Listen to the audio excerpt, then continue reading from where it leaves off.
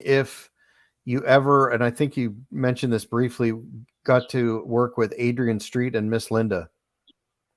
Unfortunately, yes. Okay. In fact, we lived in the same apartment for a while at Stampede Wrestling, but I'd worked with Adrian in the UK first too.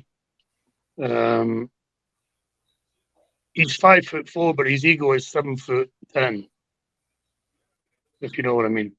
Yes, He, sir. according to him, he's beat everybody. He's been the world champion everywhere, and he was very awkward and stiff in the ring. He didn't want to do anything apart from his own shit. And the stuff he did was okay in the '60s and the '70s, but it had its day, and he had trouble getting that stuff over, especially in Stampede Wrestling, because it was a hard hitting territory at the time. It was pretty solid work at the time with everybody.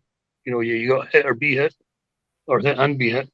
Adrian wasn't really up for that, so he took off to the States.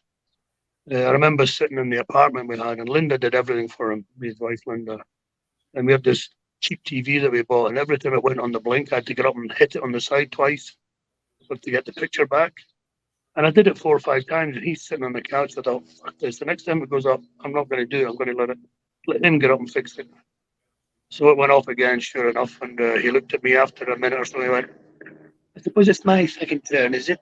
I said, yes, it is. Linda! He shouted his wife out of the kitchen to come in and hit the TV.